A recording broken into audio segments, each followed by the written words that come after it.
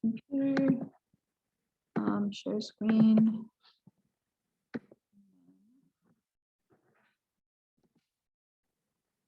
So I'm going to comment all of this.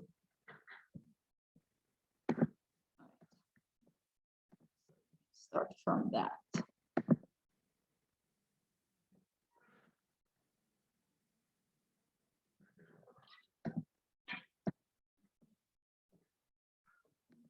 That one as well.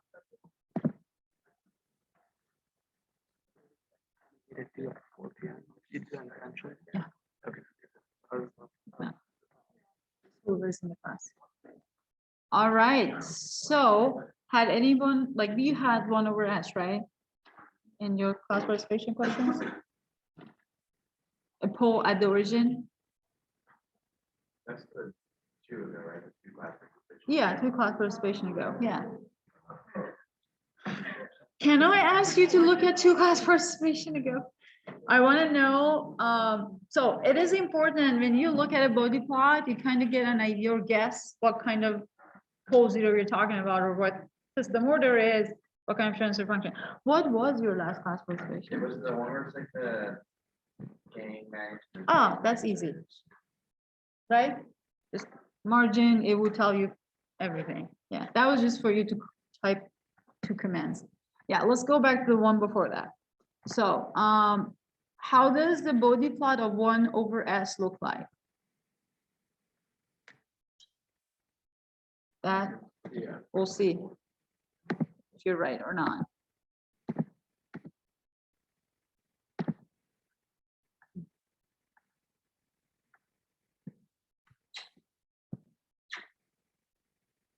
It's working. Supposed to plot things.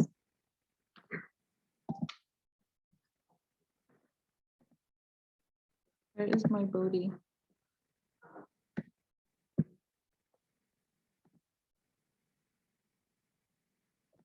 Nothing wants to work with me today. Very frustrated right now.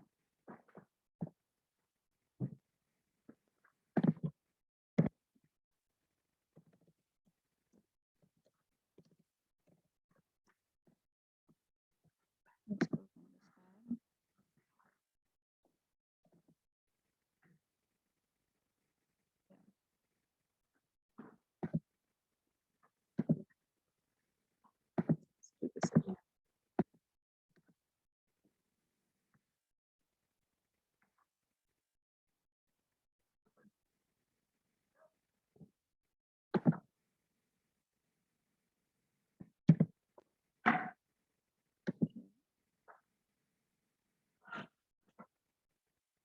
Doesn't want to work. I'm trying reading.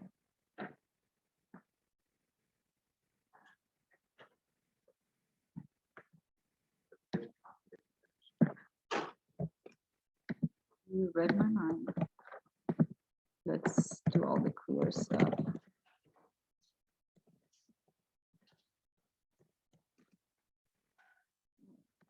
Zero. Untitled.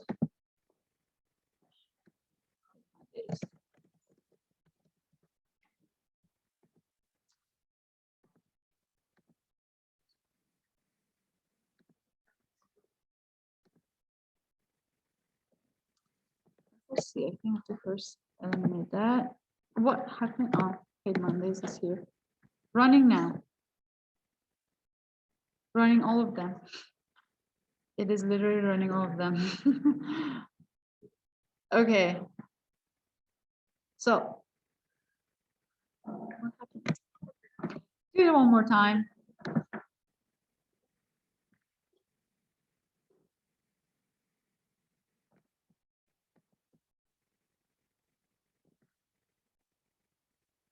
Okay, so look at the phase and look at your magnitude. So you're going through 0 dB and then going all the way down, right? Now, if I add, let's say, +5, what do you expect to happen? So when is a straight line? So when we are plotting body plot, if you were going to do by hand, you will find asymptote. the line that body plan curve again close to it. Because when we draw by hand, we can't find the value for all the frequencies, so it's usually like asymptote. So that for this one, it is the asymptote itself. Now, if we plot this with a pole at -5, so you're right with the curve, but what you see is that everything is shifted. So there is a flat line, right? And then it starts dropping. Now, what does this look like? Is it familiar to you? From like electronic devices? Low pass filter, right? So it allows the lower frequency and then drops down. And the magic point, the magic frequency is at -3 dB or 0.7, right? Because it's half power point. After that, we don't care. We don't care to filter after that point, right? So what if this was an unstable system? What would you expect? Did you try that in your class participation? So what did you get, Alexis? What would you expect?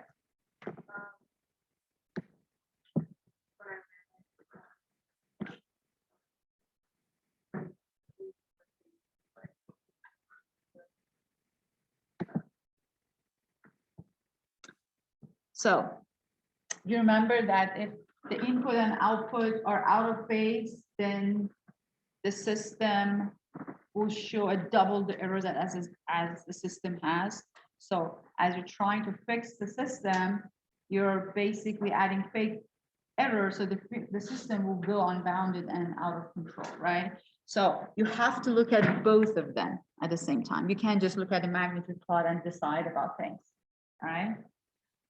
This goes with if you're designing a filter. I don't know if you ever anymore design digital filters or like analog filters or not, but even the digital, the transfer function is the same.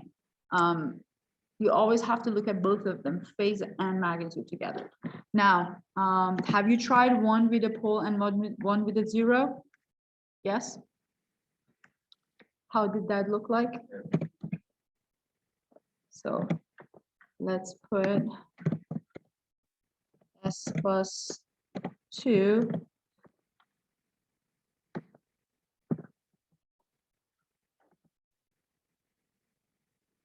So you have that peak in the phase, right?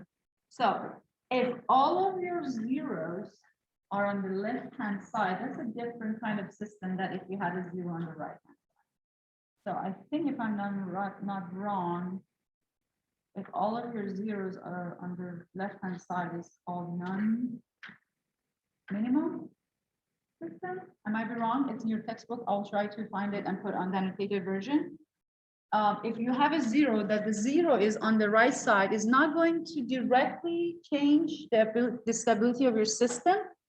But when you're designing a controller, if one of your pole goes there, if you want to get rid of that, you will design a pole, place a pole on the left-hand side to take the effect of that zero out. So let's say if we do -2 here.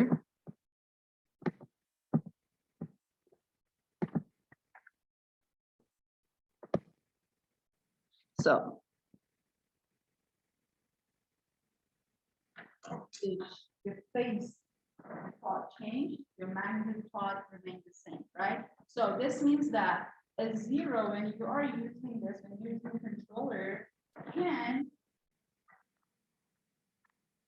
destabilize your system with additional controller. System on its own might be stable, and when you're designing a controller, you might have to look, you have to check that phase plot.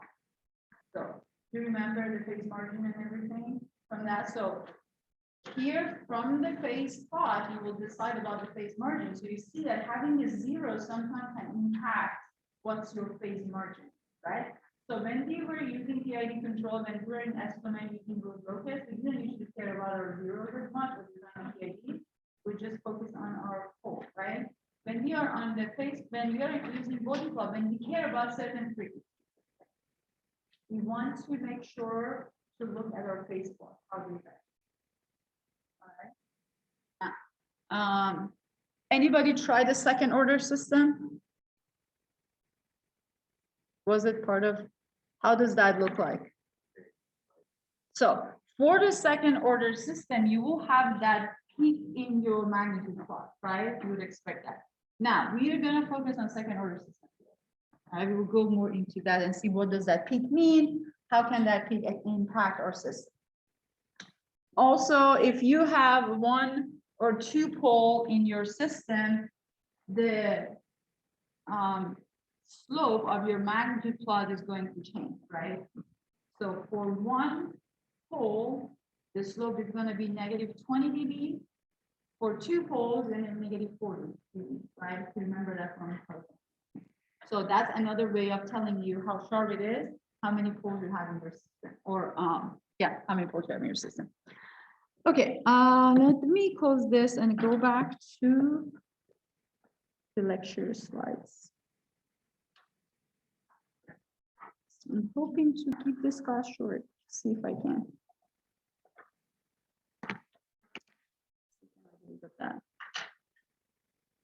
So we talked about phase and gain margin, right? Can somebody tell me what gain and phase margin were? First gain. Raise your hand if you remember what was gain margin from last class for spatial. How did we find it?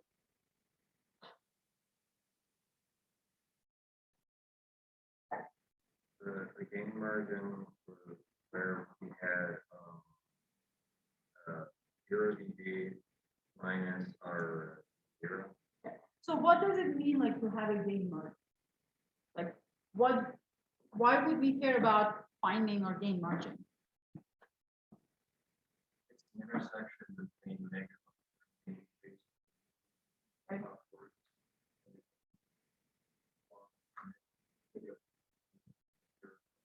So that's how to find it, right? So why do we care about it, Alex?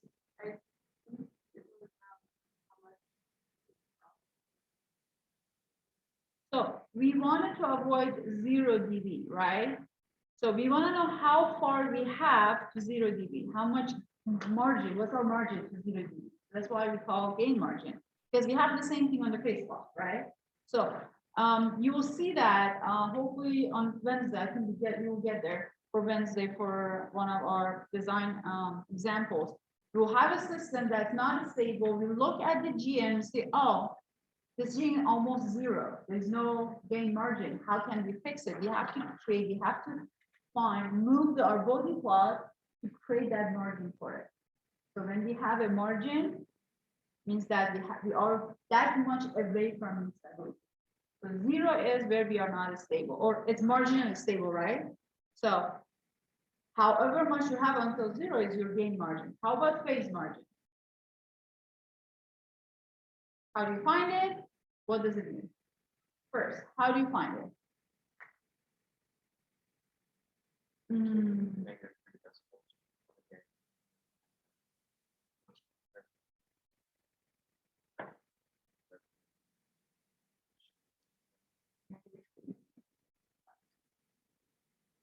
Zero. Yes.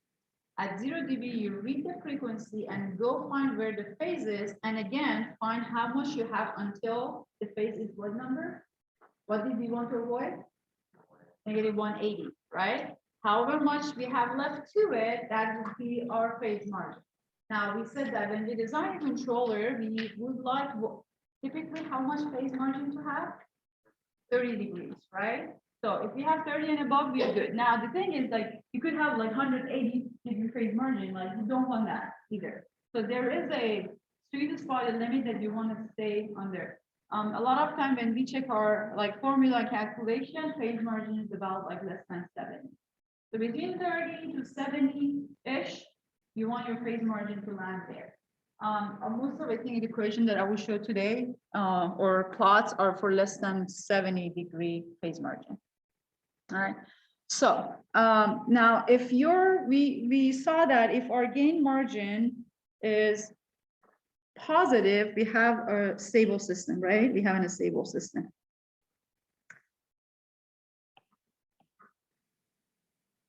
If gain margin is negative, we have an unstable system. If gain margin is 0 at 0 dB at 0 frequency, at 0 degree phase, then we are marginally stable, right?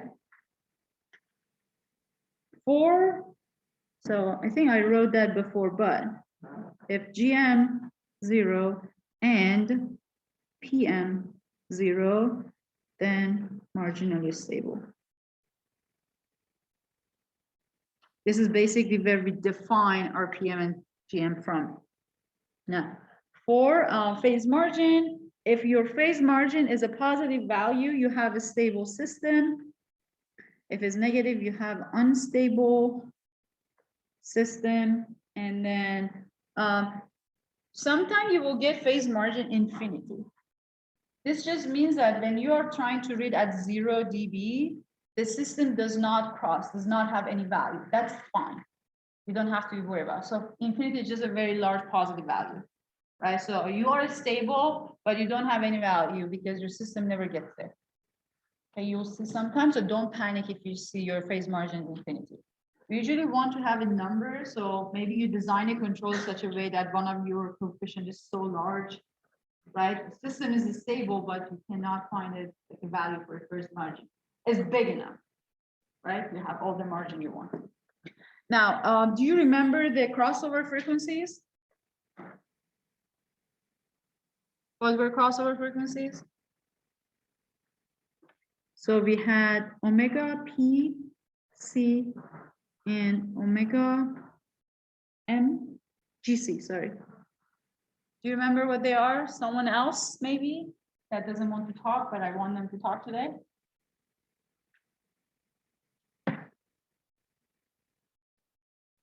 Drew?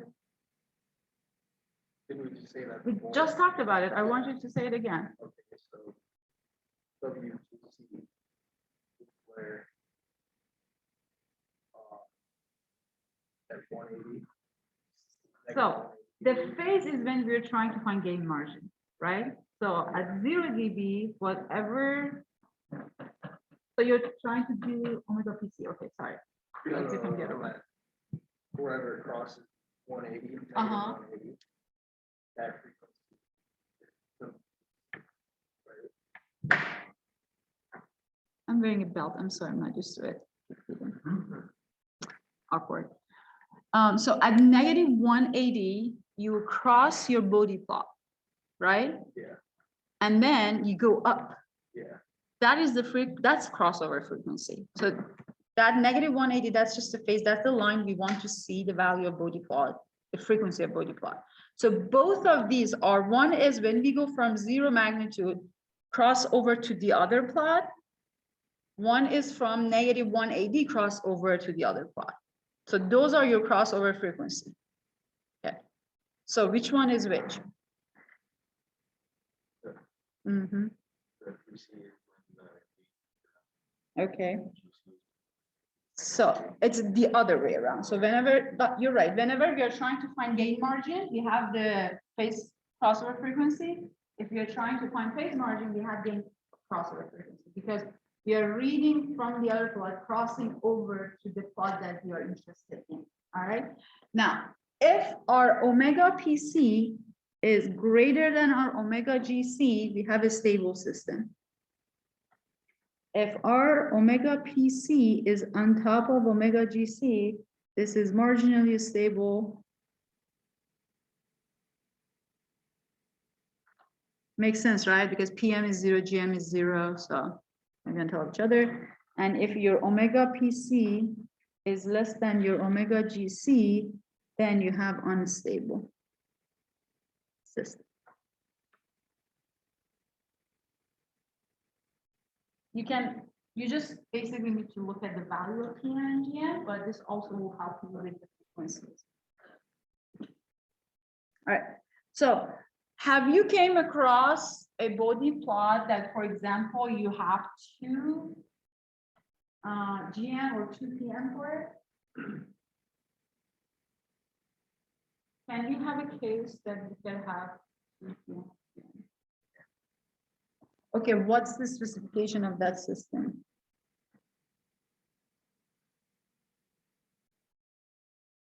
You're right. I want to see if you can say it why. Let's say. So if you remember for your second order system, so band has a second order system, right? For second order system, your phase plot looks like a bell curve, right? So if you cut across negative 180, you're gonna cut this in two places, right? Then you go up, both of them are your crossover frequency. And then you go up and read the GM for both values, right? Yeah, that's what I'm talking about. So you find your negative 180, for example, and here, if you go up, you have to go up from both of them, right? There are two values, so you will see 2 GM. So for second order system, you have to pay attention because the second order system, let's say bandpass is a low pass, bandpass is a low pass plus a high pass. Band stop is the other way around, right? So there are two cutoff frequencies, right? So you will have to cross over frequency. So pay attention when you have a second order system, you have to look at both of them. So the one that is smaller is the one that you need to pay attention to control. Does that make sense? So you will have two different points of, we have two things to look at, but the weakest point is where you want to control because the other one is already larger at least. So these cases, usually if you look at their root locus, they have two branches that cross over the imaginary line twice, meaning that they will have two different conjugate poles, right? It has to go cross, eventually will cross the imaginary line twice. So if you have conjugate poles, that will happen, which is a second order system. If you have a stable system, that will happen, all right? So you don't always expect to see, so if you just saw this, it doesn't mean it's a first order system. And also see from a change of the dip that there's here. So this dip and here, this would tell you will have two poles. Right? You know how to plot body plots now, right? For any system. My suggestion is to continue putting values in the two password station ago to just see for different system, how does their body plot look like? Body plot is a frequency response. How many of you are interested in working in control area, like as job career? Raise your hand. Okay, so one of the questions they might ask, or one of the requirements for your job is you be familiar with frequency response. Let's say you're designing something for jet. Frequencies are very important. So you design your controller looking at the frequency response because you want to avoid some certain frequency or reach some certain frequency. So this becomes a key word. So if that's a career goal for you, dig deeper into it for yourself. All right. Simply just how did it? But for everybody else, there are cases that you have 2 GM and 2 PM. All right. Now, I guess everybody knows Bode as a command to draw Bode plot. Now, if you use margin and your system, it will give you gain margin and phase margin on the plot, like the example I showed that time. All right. So that's just really easy. It tells you what are the reason I didn't give you the command was that I wanted you to actually find those crossover frequency, draw the line, go and find the phase and gain margin. But now that you know, you can use the command. You could not use the command for the fast participation. Okay. Because I didn't introduce it, right?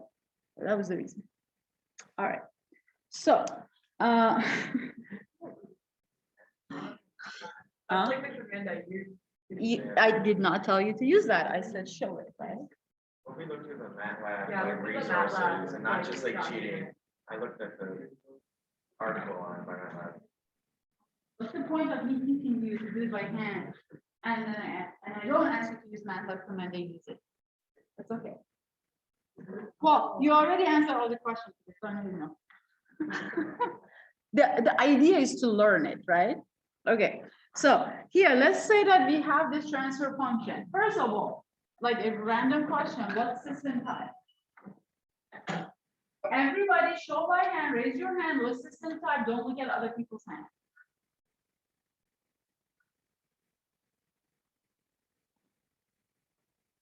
That is 5. Oh, I thought you were.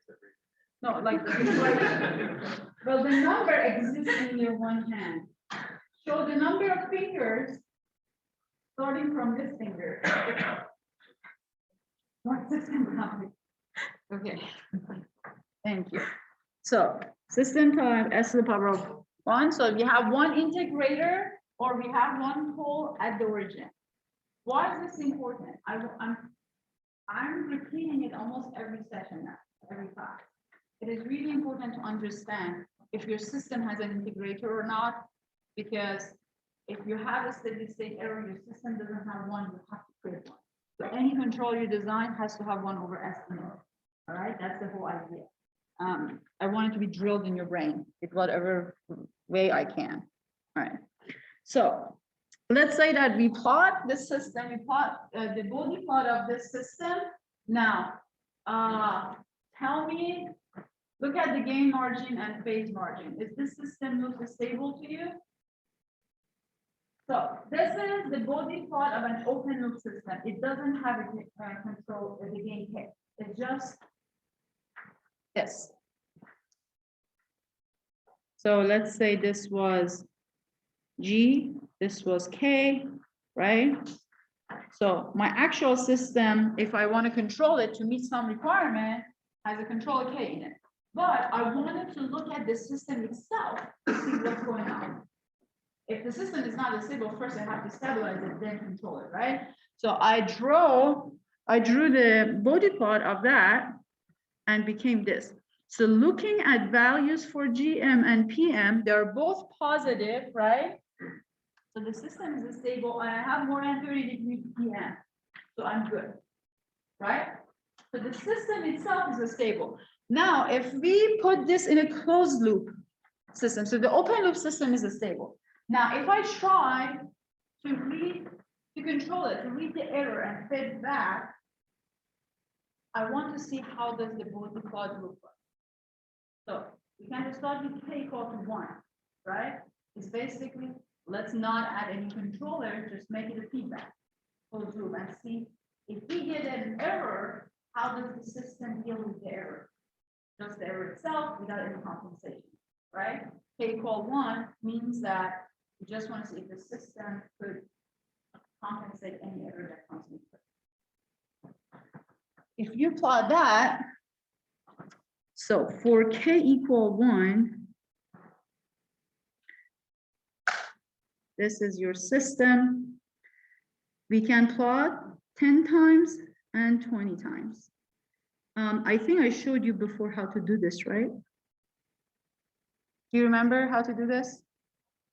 So just 10 times system, body 10 times system, body 20 times system, all right? Now, you see that this was K equal to 1. As we increase the K, the body plot is going up. What was your question?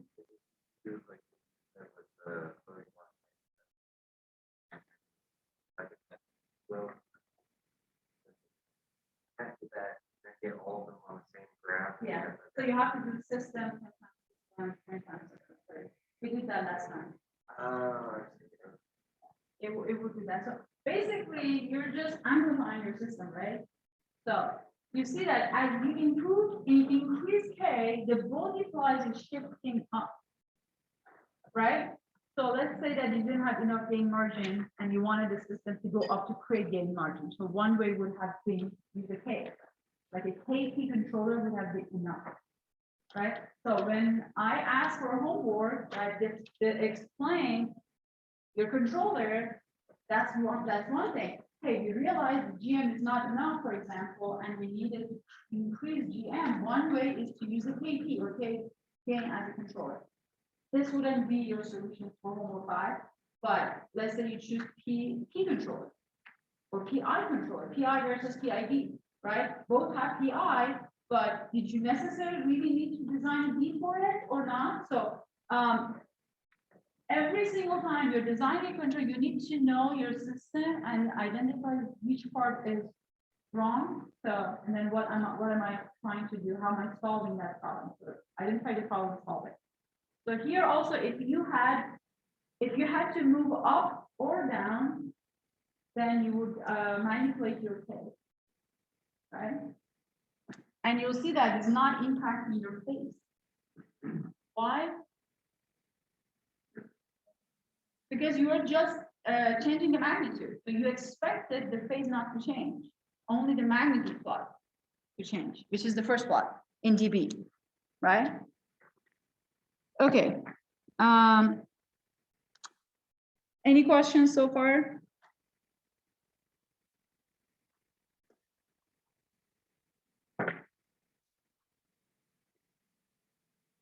So 0 dB here.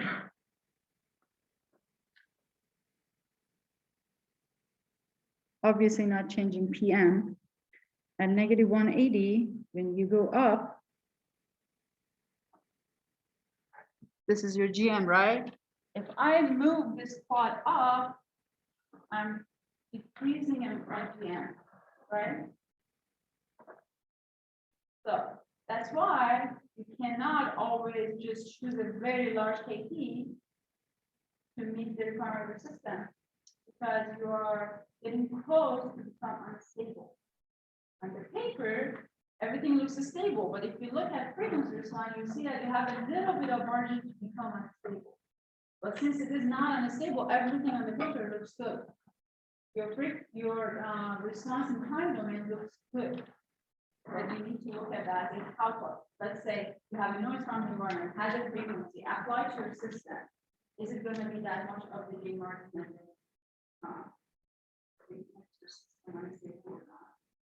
So looking at the frequency response will give you a lot of intuition when you're designing a controller.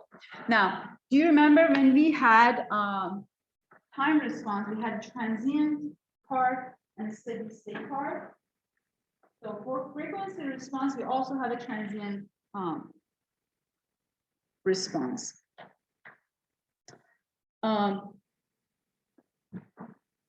Before going to transient, for a second order system, you can find the phase margin using the damping rate value of damping. So usually PM is about 100 times the damping rate. So do you remember I said for phase margin we go about 70 degrees? This doesn't make sense now, why? Do you remember negative 3 degrees, which is 0.7 times 170? So we would care up to there. We would try to control tune up to that 70 or 0.7 negative. After that, a lot of our applications not need to be more exact or more tuned. All right, but that comes from there. So mathematically, this is the formula. You can always use that approximation. So you are connecting your percent overshoot, because percent overshoot is a function of damping ratio. And you see that your phase margin is also a function of your damping ratio. So there's one that crosses over between both time response and frequency response. So if you know the damping ratio of your system, or you can control your system by controlling the damping ratio of the system. All right, now the transient response, if you get a body plot like that for second order system, it's going to look like this, right? There's going to be a peak. So the peak is called the resonant peak, and the frequency that resonant peak happens is resonant frequency. So do you know what is natural frequency? What is natural frequency? Just say yes. So what is natural frequency of your system, right? So every system has a frequency, right? So if what happens if your natural frequency and your resonant frequency are the same, or things go out of hand, right? So designing a controller, you want to know what is your natural frequency. You also want to find your peak of the resonant peak or highest point. Find what frequency that happens. Make sure that's far away from the natural frequency, or at least a good threshold. that when you have frequencies from the environment, it does not amplify it and then reaches your natural frequency. Okay? So we also have a definition for rise time. If you remember from equation for rise time, PR was 1.8 over omega n, right? But here we use bandwidth. So bandwidth is the frequency up to -3 dB. So 1.8 over that frequency at -3 dB will give you rise time of your system. So you can calculate your rise time because again, at -3 dB, we did not. So we don't know how far it takes for a system to get there. You can calculate your MR, the peak, and omega R, the frequency of resonance from these two equations. You can also find it from looking at the Boole plot. Same as you have the same thing with the time response, right? We'll find the peak with the time there. Here we have the varying frequency.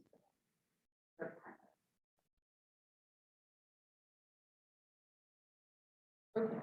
I think all of it is like you have heard all of this before, hopefully. If not, this is a good chance to look at it again. Now, when you're reading this plot, be careful. On this side, it is magnitude volt per volt or output over input, right? This side is dB, so -20 log of that value. So make sure that you pay attention what plot you're reading from. Now, so for PM less than 70 degrees, we said why we care about that number. We could use this graph. If you have the damping ratio, find what phase margin your system will have. You could also use that equation. We've seen this before. I have shared with you for person overshoot. Here, the same relation between person overshoot and your phase margin. So, and you'll see that the other axis is for your peak resonance. So, using zeta, you can decide about your PM. You can also decide about your person overshoot. Why are these all good information to have? When do you need this information? When you design your controller? Yes. So it's not for the system itself. So the system itself, the transfer function, let's just do body plot and look how it looks like. Find gain and phase margin. Okay. The system is sick, we need to find a cure. Then we need to roll that before the control part. All right. I'm gonna stop here. These two slides are not as important. I can work on them on Wednesday. Class participation, bunch of definition. Use password.